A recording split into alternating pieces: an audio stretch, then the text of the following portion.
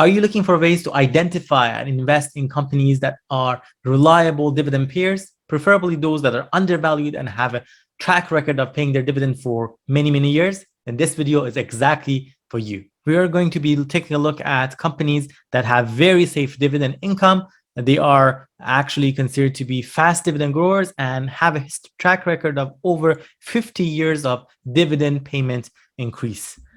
These are two different companies, and both of them are in fact in consumer staples sector. Let's get into this video.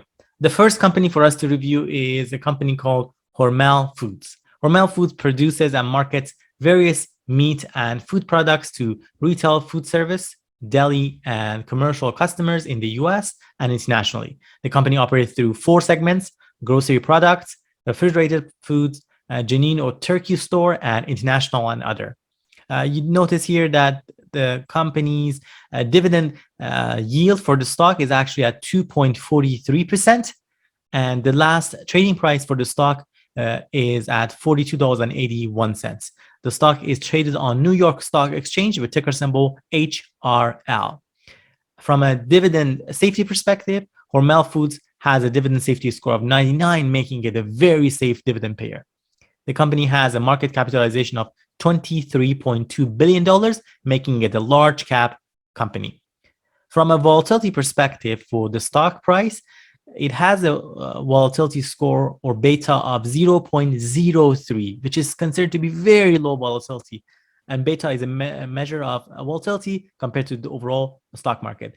A beta of 1 would suggest that the stock has similar levels of volatility as the overall stock market. In this case, beta of 0.03, just it's a very minor beta, suggesting that the stock price is probably very, very low volatile. The company was founded in 1891 and it is headquartered in Austin, Minnesota. Looking at a number of key metrics for dividend, Hormel Foods payout ratio is currently at 61%, which is considered to be low for consumer staples. And it is actually a good sign because a lower payout ratio suggests that the company has a lot of room for the many years to come to grow its dividend. And it gets even better because their forward payout ratio is even lower at only 53%. Looking at some of their history in terms of how their stock reacted during the recession years, as well as their sales, you notice that the recession sales for the company was down by 3.7%, only 3.7% down in terms of their sales. This was their performance during the recession of 2007-2009, which is considered above average growth compared to many other companies that perhaps were actually very indeed hammered in terms of their sales during those years. What's more, their stock actually considered to be very defensive in that sense, actually did very well, very conservatively did well. Their return for the stock was only down by 15%, which was way better than the S&P 500's 55% negative return or decline during the recession of 2007-2009. And they did increase their dividend payment even during the recession years, year after year. In fact, as we mentioned, they've been paying their dividend uninterrupted for the past 54 years. All right, we're going to take a look at their dividend growth. As you notice, in the last dividend growth that they had was in November of 2021, whereby they increased their dividend by 6.1%. Over the past 5 years, on average, per year, they have been growing their dividend 13%, which is considered to be very fast. And over the last 20 years, on average, similarly, they have been increasing their dividend 13% per year, considered to be very fast growth for the company. Next, we're going to take a look at a number of other data points in terms of their dividends. 54 years of uninterrupted dividend payment, as well as 54 years, all of which they have increased their dividend year after year, which is remarkable. Hormel Foods pays its dividend on a quarterly basis in the months of February, May, August, and November. Currently, their annual payout is at $1.04 per share. We're going to take a look at some valuation metrics. Hormel Foods' current dividend yield of 2.43% is 20% above their 5-year average of 2.02%, which could indicate that could be a reasonable time to invest unless you believe that the company's outlook has weakened. This might be suggesting that the stock price has cooled off quite rapidly and it's not aligned, hence resulting in an increase in the the valuation in terms of the dividend yield, apologies, and hence suggesting that potentially if the stock is going to catch up to where it's supposed to be, then in that case, the average dividend yield, the current dividend yield is going to go back to their 5-year average, which is why suggesting that it could be a good time to buy the stock. And one other data points that kind of reiterates that in a different way is the 52-week price range. If you look at it, the price range is very close to their 52-week low price, having quite a bit of a distance from their 52-week high price of $50.50. From a forward price to earnings ratio perspective, Hormel Foods has a ratio of 22, which is about in line with their own 5-year average of 23.3. As a result, the market appears to be valuing the stock similar to how it has in the past. It is a slightly higher than the consumer staples sector forward price to earnings ratio, though. That's something for us to keep in mind. We're going to take a look at a number of additional financial metrics. It really helps us to analyze the company a lot better. We're going to take a look at earnings per share. How has the earnings per share has changed over the years, both from the graph at the top left as well as the earnings per share growth, which provides that from a different lens based on percentages. We're also going to take a look at how the company has been able to increase its sales revenues over the years, how many outstanding shares they have had, as well as the return on equity. So let's start with earnings per share. Ideally, we'd like to see earnings per share grow gradually, definitely growing year after year. We do see a little bit of the increases, but also some declines, particularly since 2018 to 2020. You see the downward trends. Nonetheless, in the next 12 months, the anticipated earnings per share for the company is at $1.95, which is the highest over the past 10 years. That's definitely a good sign. And if that holds true, that shows an upside actually of 23% growth in their earnings per share. In terms of the total sales revenue of the company, we would like a healthy business growing its sales over the long term. And you see that it's not every year consistently growing it, but nonetheless, you see overall, if you take a step back over the past 10 years, you see that nice growth. In the last 12 months, they are showing $10.4 billion in total sales, which is the highest that they've reported in the different fiscal years, as you notice from the graph. Lastly, we're going to take a look at the outstanding shares as well as return on equity. First, outstanding shares. Ideally, we'd like to see a company that have their outstanding share declining over time because it adds more value to the shareholders. In this case, we'd see that the last 12 months, the company is showing $548 million outstanding shares, which is somewhat in line with what they have had in the past 10 years. They haven't really drastically increased or decreased their outstanding shares. They've kind of maintained it at those levels. And return on equity is another key metric that helps us measure how many dollars of profit a company earns for every dollar that shareholders have invested in the firm. In this case, you'd notice that for the last 12 months, the return on equity for Hormel Foods, that's 13%, which is the lowest that we've seen in the past 10 years. Ideally, we'd like to see above 15%. And aside from the last 12 months, every other year, you see the company has hit or surpassed that target for return on equity. We're going to take a look at a number of kind of past historical data points. First, we're going to take a look at the stock price, how it has performed in the past 1 year, as well as the past 5 years. The graph on the left shows you the past 1 year. The stock price has been down by 9.26%. This does not, of course, take into account your dividend. The dividend income that you as a dividend investor receive is separate. It's not baked into the prices for the stock. Although the stock price was down close to 9% in the past 1 year, in the past 5 years, over the longer time horizon, you notice how actually we are seeing a positive 26.62% return for the stock. We're going to take a close look at analyst estimates as well as the price predictions and the fair valuation for the stock based on different resources and sources that we've actually done did research on. First is based on tip ranks. According to tip ranks and the analysts, 4 analysts reviewing the stock, all of the 4 actually analysts have a hold rating with a price target of averaging $45. If that holds true, that gives us a 5.56% upside. The lowest price point, according to analysts, is at $42 in 1 year, as well as the highest price target of $50 in 1 year.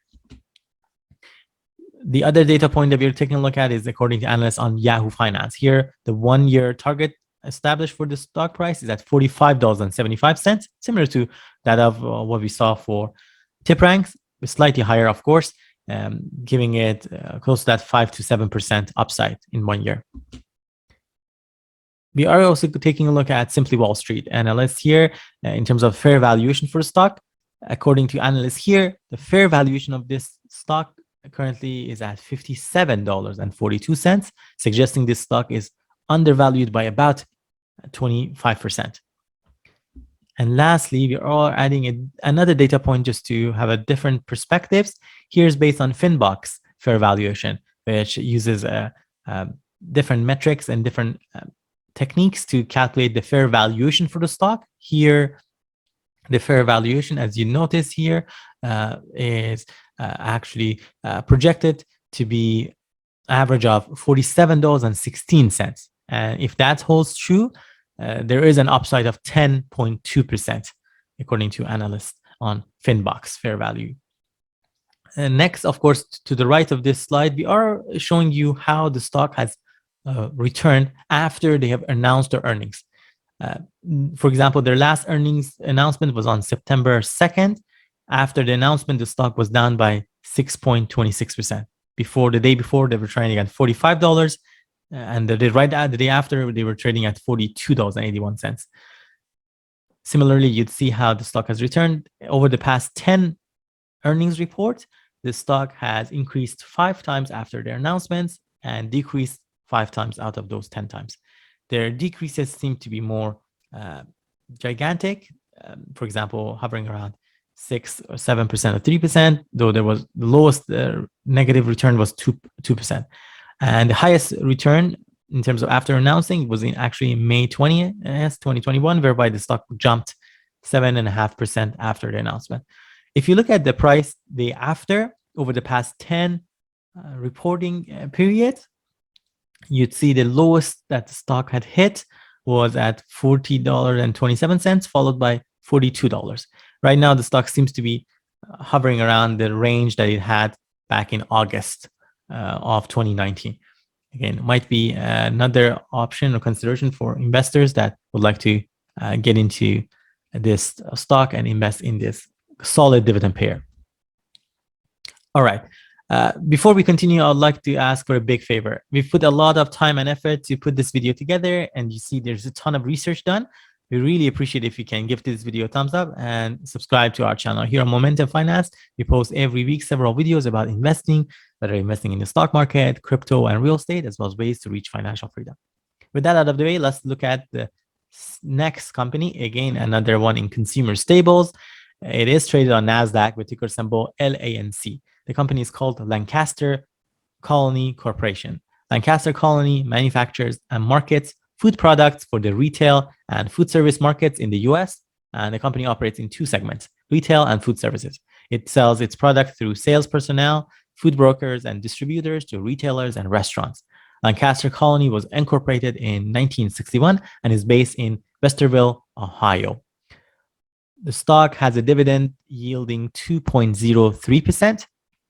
It also has a very safe dividend safety score, currently sitting at 95. The company has a market capitalization of $4.34 billion, making it a mid-cap size company. The last trading price for Lancaster Colony was at $157.59. It was down by 2.8% the last trading day. Interesting, given the fact that this stock is actually considered a low volatility stock with only a beta of 0.55. Opportunities like that could be worthwhile for investors who would like to buy a solid dividend paying stock at a lower price. They won't come by probably as frequently, you could see from the low volatility of this stock. From a key metrics, dividend score and safety perspectives, the payout ratio for the stock is at 58%, considered to be low. Forward payout ratio is even lower at 54%, giving this company and stock a lot of room to grow its dividend for years to come. The company has been paying its dividend uninterrupted for the past 58 years. During the recession years, their sales was down by 15.6%, which was still better, above average growth during those years. And their return was almost muted at 0% return, which definitely beats S&P 500's 55% negative return during those years. Dividend growth perspective, overall considered to be average dividend increase in the last increased round in November 2021 by 6.7%. In the last 5 years and 20 years, you'd see fast dividend growth. Past 5 years, the company has grown its dividend on average 9% per year, and in the past 20 years, they have grown their dividend 8% per year on average, making it fast growth dividend increases. In terms of history, as we mentioned, 58 years of dividend payment uninterrupted. On all of those years, they have increased their dividend year after year. Company does pay its dividend quarterly in the months of March, June, September, and December, and currently their annual payout is $3.20 per share. From a valuation perspective, Lancaster Colony's current dividend yield of 2.03% is about 17% above their 5-year average of 1.73%, indicating it could be a good reasonable time for you to invest. Also, their forward price earnings ratio of 26.6 is close to their 5-year average of 27.7. Just be aware of that their forward price earnings ratio is above consumer staple sector average of 20.7. Could happen if investors are very optimistic about their firm's strong growth profile and their superior business model or durability of their earnings stream. But we're going to take a look at a number of other metrics just so that we are clear on how truly they're doing. Before we do that, though, I would like to bring to your attention how the stock is actually trading at its 52-week low price. That could really be a good sign, especially if you are almost like a bargain hunter, wanting to buy a stock at a price that is not really chasing the stock at its high prices. This could be a very good sign for a low volatility stock such as Lancaster Colony. But we're going to take a look at some of their financial metrics just to make sure that it's not kind of a trap for us. And it actually, the fundamentals for the stock is still solid. Let's take a look at earnings per share. We'd like to see, as mentioned, growing earnings per share. It's very solid. The last 12 months, they reported showing $5.19 earnings per share, which was the highest in the past 10 years. In the next 12 months, even the consensus is $5.92, again, which is the highest over the past 10 years. That earnings per share, if that holds true for the next 12 months, that shows a growth of 14% for EPS. In terms of their sales, solid, nice growth of revenue, as you see in the graph on the top right. Their last 12 months, $1.51 billion in total sales, which is the highest they've had. Look at how nicely and beautifully they have increased their actually revenue year after year. This is a solid, perfect way of increasing their sales year after year without any kind of hiccups along the way over the past 10 years. Return on equity, the company has done kind of very well. Their return on equity is above 15%, which we'd like to see for consumer staples. In the last 12 months, that's 16%. And lastly, outstanding shares, would like to see this number declining or at least not drastically increasing. And look at that. Over the past kind of 10 years, 8 to 10 years, they've maintained it in the range of 27 million outstanding shares, maintained it around that. In the past, since in fact 2018, all the way until now, they've maintained it at 27.5, not really increasing their outstanding shares, which is beauty. I would like to see that. Let's take a look at now their return, the past 1 year as well as the past 5 years. The past 1 year, the stock has gone down by close to 7%. While this is disappointing, again, I would like to flag that this could be a wonderful opportunity, particularly if you see how the stock has returned poorly, as you see from the month of August 2021, has almost like that continuous downward trend. It could really be a good chance. We're not suggesting that this is necessarily the bottom of it, but it could be a good opportunity to get your hands on this stock if you are a longer term investor and are really interested in that reliable growing dividend that the company has been providing. In the past 5 years, the stock was up by 18%. So you see how the longer term patience has paid off for investors here. In terms of analyst rating on TipRanks, there's only one analyst covering the stock with a hold rating with a price target of $210, suggesting a 33% upside. But there's only one analyst here. Let's take a look at another analyst just to take a look at that and see where things are at with this company. We're going to take a look at different ones here. With Yahoo Finance, we're having a 1-year target price of $171. Definitely an upside, but not in the upside of the huge upside that one would have expected from the tip ranks, at least analysts. But let's not just stop there. We're going to take a look at 2 other sources.